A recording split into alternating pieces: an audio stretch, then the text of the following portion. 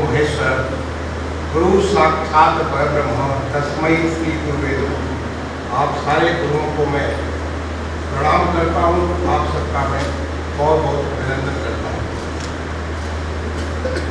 आज के इस 10 दिवसीय प्रशिक्षण कार्यक्रम के समापन समारोह में मंच पर उपस्थित डॉक्टर कृष्ण मोहन त्रिपाठी जी, रजनीश पाठक जी, डॉक्टर जयप्रताप सिंह जी, श्री हरेंद्र श्रीवास्तव जी और हमारे तमाम सारे भारतीय विद्या परिषद के विद्वत सम्मानित अधिकारीगण, आज के इस कार्यक्रम में पिछले 10 दिनों से प्रशिक्षण प्राप्त कर रहे हमारे विभिन्न जनपदों से आए हुए 5 वर्ष तक की सेवा किए हुए आचार्यगण, प्राचार्यगण और बहनें, आप सबको मैं प्रणाम करता हूँ। मैं इस बात के लिए धन्यवाद देता हूँ श्री शैलेश मिश्रा जी को, उन्होंने मुझे आप सबके बीच में उपस्थित होकर के आपसे अपने कुछ भाव, कुछ विचार शेयर करने के लिए मौका दिया। इसके पहले कि मैं आपसे सीधे बात करूं, मैं सबसे पहले तो इस बात के लिए क्षमा करना चाहूँगा कि मुझे यहाँ पे दरवाजे पे आपने एक बैच लगाने के लिए प्रयास किया और मैंने उसके लिए मना किया, क्योंकि मैं कहीं भी बैच नहीं लगाता। शायद आपको बुरा लगा होगा,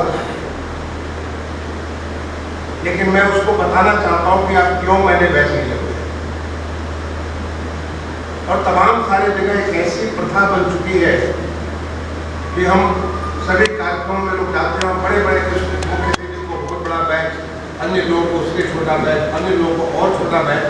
और मैं सोचता हूँ इस बैच का उपयोग क्या है। ऐसा नहीं कि मेरी पहचान वो बना देता है, ऐसा नहीं कि मुझे कुछ एक नया रूप दे देता है, और उसका उपयोग क्या है। इसके बाद वो बैच न तो यहाँ किसी काम आएगा, न तो आपके घर पे किसी काम आएगा, और वो कूड़े में चला जाएगा। वो हमारे कूड़े को वृद्धि करना, कूड़े को बढ़ाना।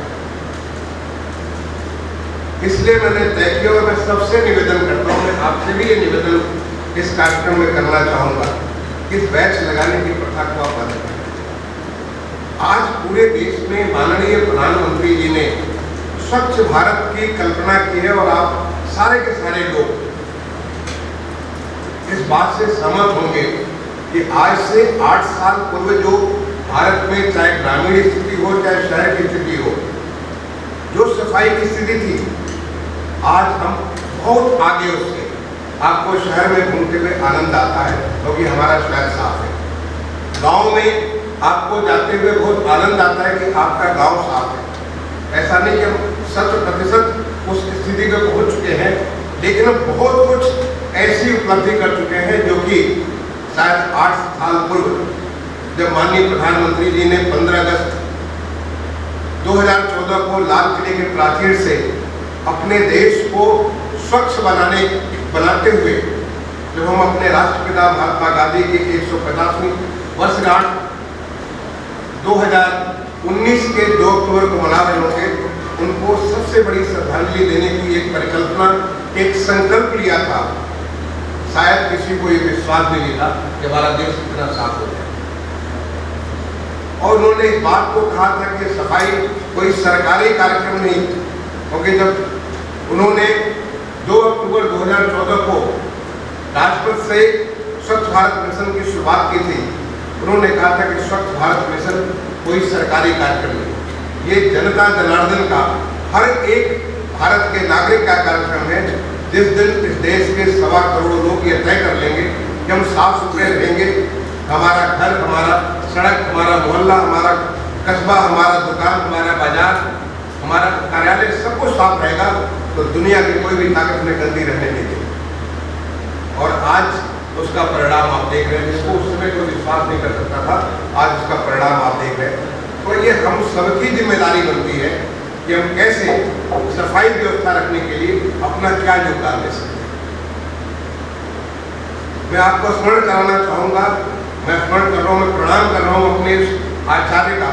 जब मैं गांव के प्राइमरी पाठशाला में, आपने बताया हमारे गांव का नाम पहाड़ीपुर, गांव के प्राइमरी पाठशाला में मैं पढ़ना चालू किया और हमारे गांव के प्राइमरी पाठशाला के प्राचार्य थे श्री मिश्रीलाल।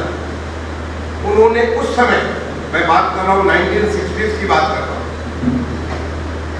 60s के उत्तरार्ध की बात कर रहा हूँ, जब मैंने पढ़ाई चालू की।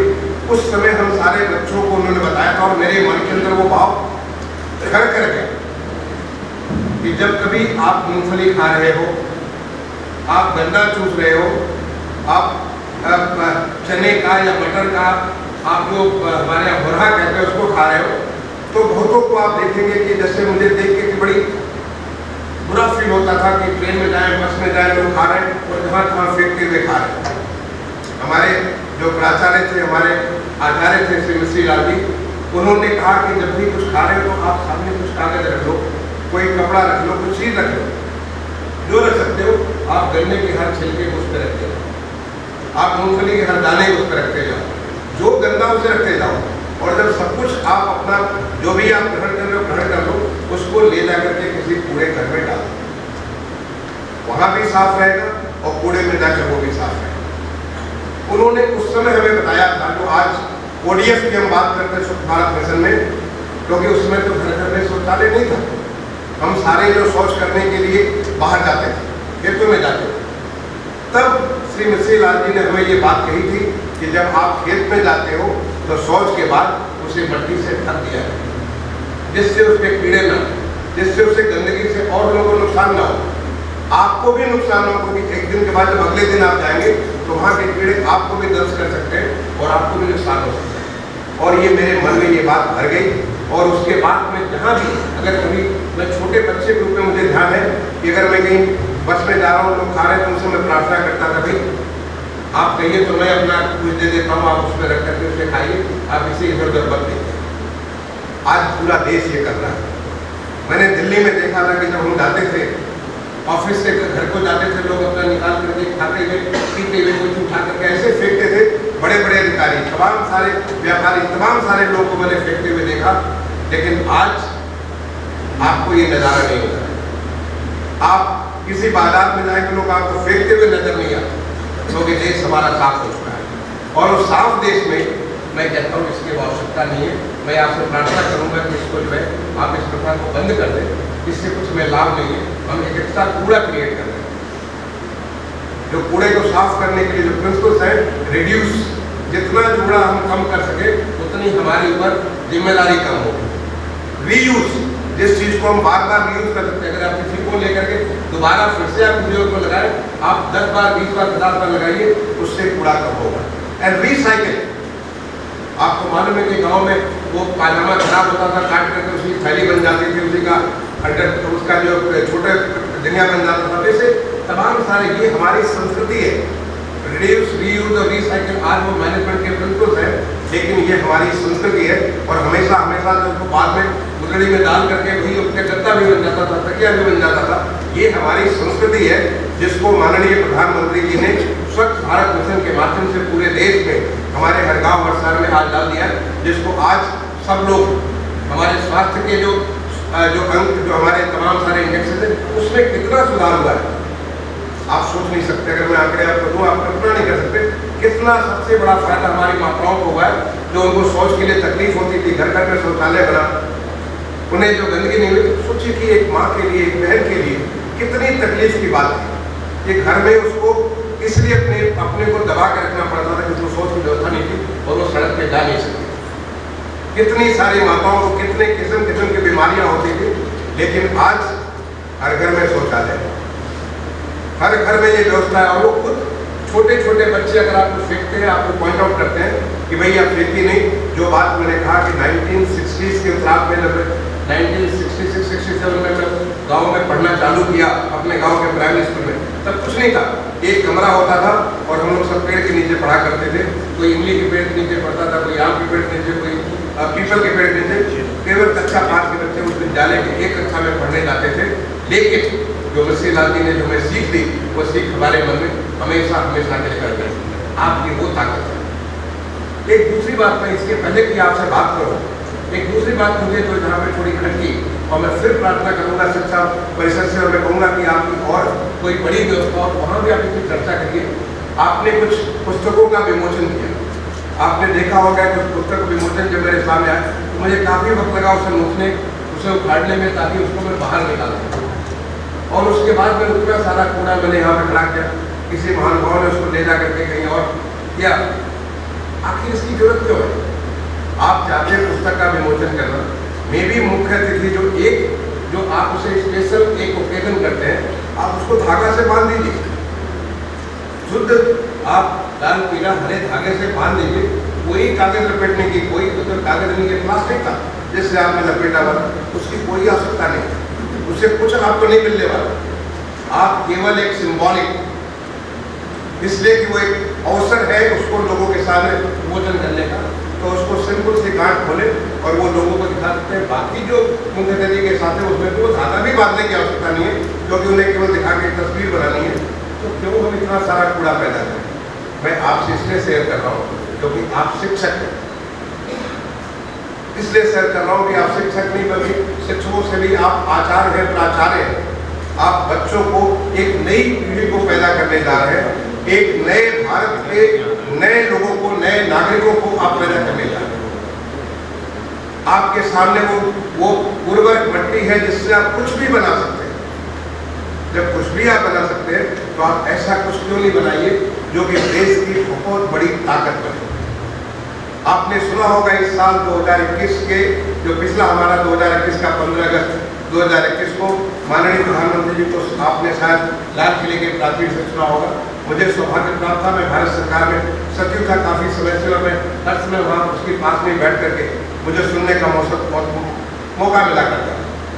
इस साल के जो 15 अगस्त में जो माननीय प्रधानमंत्री जी का राष्ट्र को संबोधन था, उन्होंने कहा कि ये हम देश की आज़ादी की 75वीं वर्षगांठ आज़ादी के अमृत महोत्सव के तौर पर मना रहे हैं,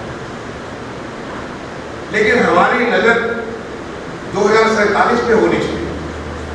2047 जब हम अपने देश की आज़ादी की शताब्दी वर्ष मनाएंगे, हमें ये सोचने की जरूरत है कि हमारा देश 2047 में कैसा हो, हम क्या होंगे, क्या कर रहे होंगे, हमारे नागरिक कैसे होंगे, हमारी शिक्षा व्यवस्था कैसी होगी, हमारी स्वास्थ्य व्यवस्था कैसी होगी, हमारे इंफ्रास्ट्रक्चर कैसे होंगे, हमारे जल संसाधन कैसे होंगे। इन हर चीज के बारे में हमारा दुनिया के देशों में हमारा क्या स्थान होगा, हमें ये सोचने की जरूरत है। और हमारा दिमाग भगवान ने ऐसा कुछ दे रखा कि हम सोच सकते हैं। पिछले 8 साल की जो इस प्रकार की एक अभूतपूर्व यात्रा हुई है अपने देश की, जो तमाम सारे क्षेत्रों में जिस प्रकार से विकास हुआ है, ये हमारा मानव मस्तिष्क इतना उर्वरक है कि आप सोच सकते हैं कि 2047 में हमारा देश कैसा हो। और अगर आप सोचते हैं कि हमारा देश ऐसा होगा, जैसे उदाहरण के लिए आप आचार्य प्राचार्य बहने हमारी पढ़ाने जाने बच्चों को आज सोच सकते हैं कि हमारा देश कैसा होगा, उस देश के नागरिक को तैयार करने की जिम्मेदारी आपकी है। आप बीज ही नहीं बो रहे हैं, बल्कि बीज को आप उसे सिंचित भी कर रहे हैं, उसे बुड़ाई सब कुछ चीजें कर रहे हैं कि वो फसल कितनी अच्छी होगी, उसकी जिम्मेदारी आपकी। आप कहेंगे हमारे पूरे देश की जिम्मेदारी नहीं है, मैं कहूँगा कि आपकी जितनी जिम्मेदारी है उतनी बहुत बड़ी जिम्मेदारी है।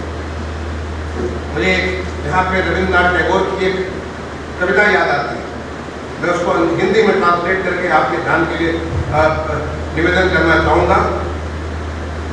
आप रविंद्रनाथ टैगोर जी को जानते हो, जो विश्व कवि थे जिन्हें नोबेल पुरस्कार मिला। उनकी कविता है, डूबते हुए सूरज ने दुनिया से पूछा, कौन करेगा मेरा काम मेरे डूबने के बाद। डूबते हुए सूरज ने दुनिया से पूछा, कौन करेगा मेरा काम मेरे डूबने के बाद। सारी दुनिया शांत और स्तब्ध रहेगी। ऑब्वियसली एक सूरज उगता है, पूरी दुनिया को रोशन कर देता है, सूरज डूबता है, पूरी दुनिया को अंधकार में डाल देता है। अब इस सूरज की बराबरी कौन करेगा? दुनिया को कौन रोशन करेगा? सारी दुनिया शांत और स्तब्ध रहेगी। तब एक छोटे से मिट्टी के टिमटिमाते हुए दिया ने हाथ जोड़कर बोला, मैं करूंगा मेरे आका, जो मुझसे संभव हो। आप मैं करूँगा, मेरे आता जो मुझसे संभव होगा। अगर आप ध्यान दीजिए, सोचिए, एक छोटा सा मिट्टी का दिया अपने परिधि में वही सूरज है। एक मिट्टी का छोटा सा दिया, टिमटिमाता हुआ दिया, अगर उसकी परिधि केवल 5 मीटर की है, 4 मीटर की है, 1 मीटर की है, उस 1 मीटर की परिधि का सूरज वही है। और उस पूरे कितना भी घोर तिमिर हो, कितना भी घोर अंधकार हो, अगर वह एक छोटा सा मिट्टी का टिमटिमाता हुआ दिया जला दे तो अपने इलाके को पूरा रोशन कर देता है। तो उस इलाके का सूरज वही है। तो जब हम नए भारत की बात करते हैं, जब ऐसे आचार्यों प्राचार्यों की बात करते हैं, तो आपको टिमटिमाते हुए दिए हैं, आपको देश का प्रधानमंत्री या राष्ट्रपति नहीं सोच करके कि हम पूरे देश को हम कैसे करेंगे, तो पूरा देश नहीं करेगा तो हमारे करने से क्या फायदा होगा। नहीं, आपको अपने इलाके के वो सितारे हैं जो वहाँ पे इतनी रोशनी कर देंगे, जो सूरज का काम वहाँ आप करेंगे। ये आपकी जिम्मेदारी बनती है। एक अध्यापक को, जो हमारे आचार्य हैं, आपको शब्द प्रयोग करना, गुरु का मतलब होता है, गु का मतलब होता है अंधकार, रू का मतलब होता है रोशनी, प्रकाश। गुरु वो होता है जो कि अंधकार से प्रकाश की तरफ लेके जाता लोगों को, उससे हम गुरु कहते हैं। और वास्तव में जो बचपन का गुरु, मैंने आपको उदाहरण दिया मिश्री लाल जी का, जब मेरा भारतीय प्रशासनिक सेवा में चयन हुआ, मैं IIT कानपुर का विद्यार्थी था। IIT कानपुर से मैं आया, सुबह मैं कानपुर से आया, सुबह मुझे काले प्रातः अपने गांव में पहुंचाऊंगा। सबसे पहले अपने माँ बाप का मैंने प्रणाम किया और उसके बाद अपने उस घर के देवता का प्रणाम किया और मैं सीधा मिश्री लाल जी के घर गया। हमारे अध्यापक, जैसे मैं बहुत कुछ सीखा था, मैं सीधा उनके, हमारे गांव के बगल में, वो अनुसूचित जाति के थे। हमारे गांव का आप जानते हैं कि गांव में क्या सिस्टम होता है, लेकिन मैं सीधे उनके गांव पहुंचा। पिताजी माताजी का प्रणाम करने के बाद अपने कुल देवता का प्रणाम करने के बाद, और फिर वहाँ पता चला कि हमारे मास्टर साहब घास छीलने गए थे अपने खेत में। वहाँ से उनका गांव हमारे गांव के बगल में था। मैं घास छीलते हुए मैं पहुंचा मिश्री लाल जी क्या, और जाकर के मैंने सीधे उनका चरण स्पर्श किया। आप सोच नहीं सकते किस प्रकार की भावना, कैसे वो खड़ा होकर के उन्होंने ऐसे मुझे पकड़ लिया। उन्हें जानकारी तो थी कि उनका बच्चा IAS बन चुका है, लेकिन जिस प्रकार की भावना से, जैसी एक, आप सोच सकते हैं कि कितनी उनके अंदर, किस अभिव्यक्ति के साथ उन्होंने मुझे पकड़ लिया। मेरे मन के सामने वो बात अभी आ रही। ये है आपकी ताकत। आप जब गढ़ते हैं, बनाते हैं, लोगों को आप लेखक बना सकते हैं, आप कवि बना सकते हैं, आप देश का प्रधानमंत्री बना सकते हैं, आप प्रशासक बना सकते हैं, आप सैन्य अधिकारी बना सकते हैं, आप बहुत कुछ बना सकते हैं। आप ऐसी ताकत देंगे और वो आपकी उपलब्धि होगी। आज भी मैं जब कभी गांव जाता हूँ, हमारे गांव के प्राइमरी स्कूल की एक ही मास्टर भी जिंदा है। अभी मैं गांव गया था, थोड़े दिन पहले मेरी चाची का देहांत हुआ, उनका जो उनके प्रयोगस संस्कार था, उसके लिए मैं गया। तो हमारे वो अध्यापक आए थे, अगर नहीं आते हैं उनके घर पे जाकर मैं प्रणाम करने, उनके गांव में, हमारे गांव से उनका गांव कुछ 1.5-2 किलोमीटर दूर, जरूर उनका जाकर के थोड़ा स्पर्श करता हूँ। तो उन्होंने मुझे कक्षा 4 में पढ़ाया।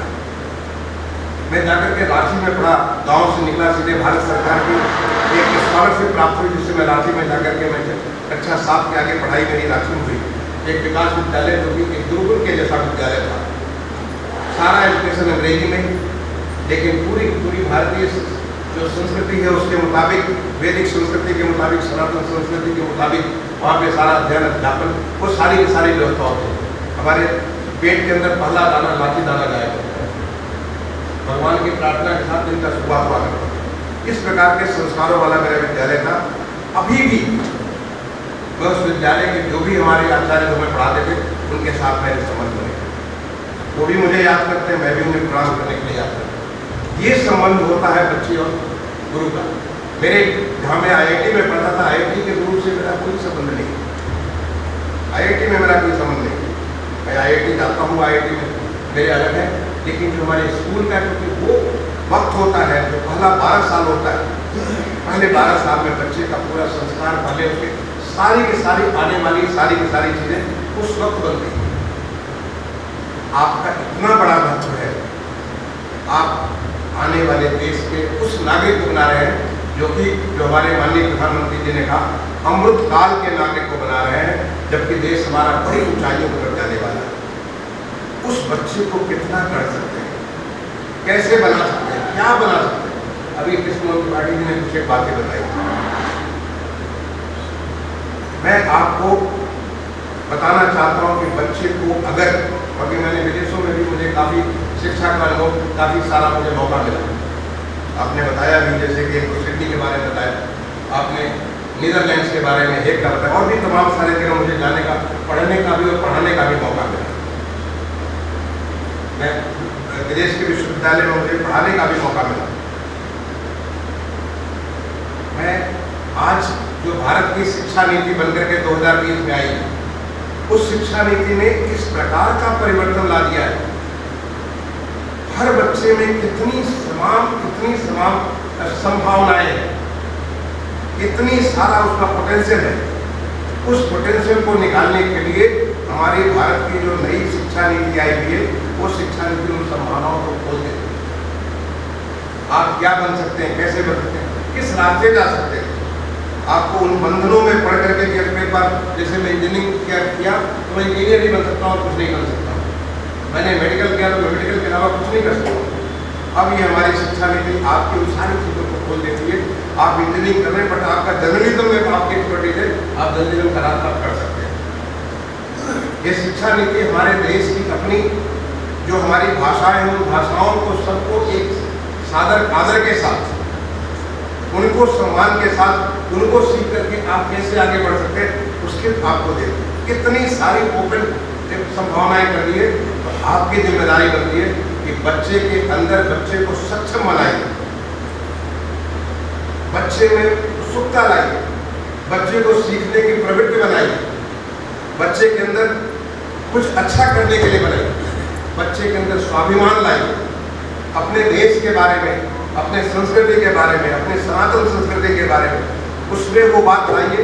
ये हम सब में, मैं देखता था आज देश बदल चुका है। आज हम लोग जब हम विदेशों में जाते हैं, हमारे विदेश के जो हिंदुस्तान के नागरिक हैं, बड़े गर्व के साथ कहते हैं कि हम भारतीय। अभी बहुत हाल की घटना है, यूक्रेन और रशिया की जो लड़ाई हो रही थी, जिसमें हमारे देश के तमाम सारे बच्चे जो आप पढ़ने गए हुए थे, पूरे सम्मान के साथ वापस लौटे। ये आज नए भारत की वजह से ये संभावना बनी, तो बच्चे वापस लौटे।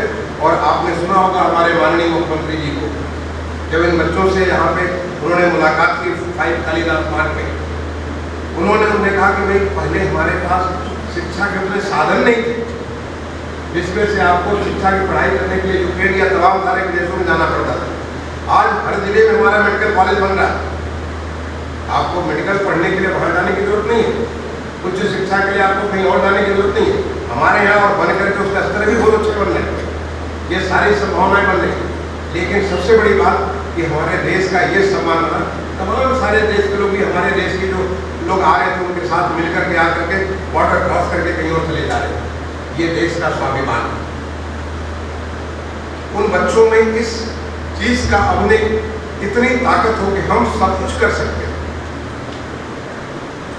हमारे जो गांव के मिश्रीलाल मास्टर थे, हमारे जो स्कूल के, जब मैं विकास विद्यालय रांची में पढ़ता था, हमारे टीचर कहते थे कि इमेंस पोटेंशियल।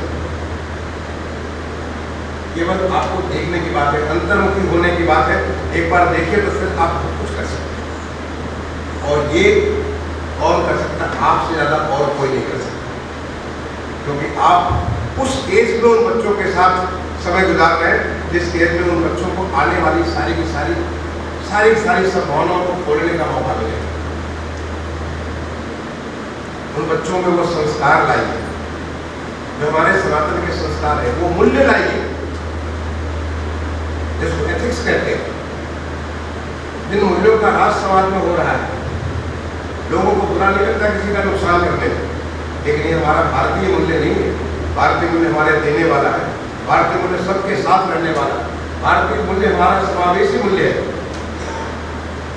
ऐसे हमारे, मैं तो गांव वाला हूँ, गांव में हम सब समावेशी रूप में सारे के सारे सब अलग अलग लोग सब एक साथ हुआ करते थे, एक साथ काम करते थे, चाहे होली हो दिवाली हो, हर चीज़ को समावेशी हुआ करता था। ये हमारा भारतीय मूल्य है। हमारे अगर ग्रंथों को पाठ करें तो सारे के सारे उस प्रकार से सब मिलकर के काम करते हैं, और सब मिलकर के काम करेंगे तो फिर आपका गांव भी अच्छा होगा, शहर भी अच्छा होगा, प्रदेश भी अच्छा होगा, देश भी अच्छा होगा। तो देश जिस रास्ते पे चल रहा है, जिस प्रकार से आर्थिक विकास हो रहा है, वो तभी संभव है जब हर कोई अपना अपना वहाँ पे योगदान दे, और योगदान तब देगा जो उस योग्य बनेगा, उसको योगदान दे देगा। वो योग्य कैसे बनेगा? क्योंकि आप उसको जो संस्कार देंगे, उस संस्कार से वो योग्य बनेगा। तो मेरा आप सबसे ये निवेदन है, आप इतने महत्वपूर्ण जिम्मेदारी के साथ, आपका जो क्रिस्टल हुआ, इतनी बड़ी महत्वपूर्ण जिम्मेदारी आपको है। सरस्वती शिशु मंदिर का तो जब कभी रिजल्ट आते थे तो उसमें रिजल्ट में सरस्वती शिशु मंदिर के बच्चे बहुत अच्छा करते हैं। मुझे ध्यान है, पहले चाहे वो CBSE का रिपोर्ट हो, CBSE नहीं पढ़ाओ, पर CBSE का हो या UP बोर्ड का हो या जहाँ भी हो, सरस्वती शिशु मंदिर के बच्चे बहुत अच्छे करते हैं। लेकिन अच्छा करना अंक लाने में नहीं है, एक अच्छा इंसान बनने में। आपको बात की जो हमारे डॉक्टर त्रिपाठी ने इमोशनल इंडेक्स की बात की, उस बच्चे में ये ताकत हो, परिस्थितियां आपको हर समय परीक्षा लेती रहती है तो टूटे नहीं, और एक बड़ी हिम्मत के साथ, हर चुनौती के साथ, एक नए संकल्प के साथ और आगे बढ़े, और हर संकल्प सिद्धि की तरफ आगे बढ़ते हैं। लोग टूट जाते हैं, टूटते क्यों? जब लोग कमजोर होते हैं, उनमें वो संस्कार नहीं आया। आपको वो संस्कार देना बच्चे को। बच्चे को हमें 90% आना कि 95% आना कि 75% इमटीरियल, एक दर्पण में, या आपको 90% 95%, आप कितने अच्छे इंसान हो, कितनी ताकत आप में है, किस तरह से चीज़ों को समझ सकते हो, ये आप में ज़्यादा इम्पोर्टेंट है। और आप में वो लाने की आवश्यकता है, ऐसा लाने की आवश्यकता है कि जैसे मातृशक्ति को प्रणाम करें, मातृशक्ति को वो इज्जत दें।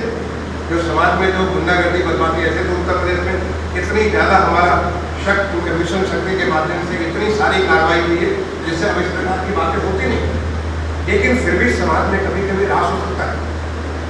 जब समाज में रास होता है तो ताकत कहाँ से आती है? ऐसे लोगों से आती है ताकत जो कि इस बात के लिए खड़े हो। हमारी माताएं, हमारी बहनें, उनको हमें समाज में उनको बराबर का मौका देना। हमारे जो लोग जो दिव्यांगजन है, उनको बराबर का मौका देना है, ताकि वो उनकी अलग ताकत है। समाज के हर वर्ग को, हर एक का अपनी अपनी ताकत है, और वही हमारी भारतीय संस्कृति है, वही हमारी सनातन संस्कृति है।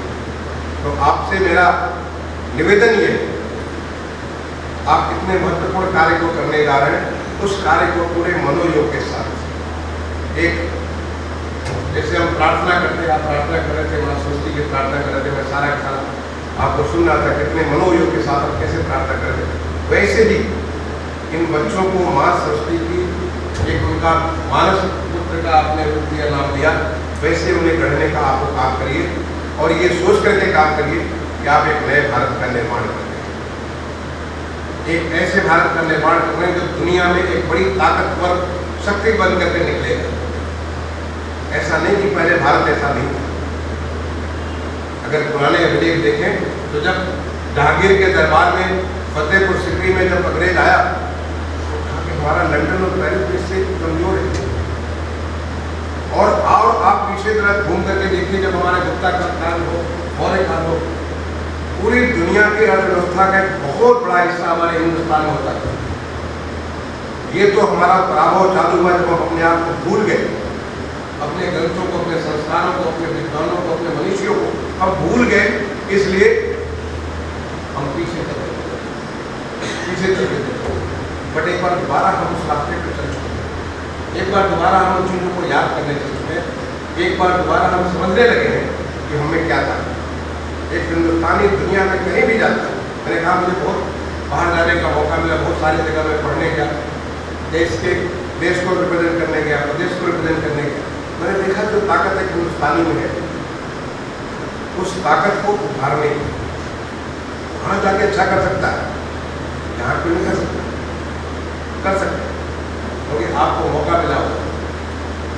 ये हमें अपने लोगों को लाने की जरूरत है। अगर आप उस चीज़ को लाएंगे तो तब जो हमारा कहा है, गुरु गोविंद दो खड़े आपको लागो पाओ, बलिहारी तो आपने गोविंद जी बताया। भगवान भी बताते हैं कि भगवान से भी बड़ा तो केवल गुरु होता है, क्योंकि वही उसको संस्कारित करता है।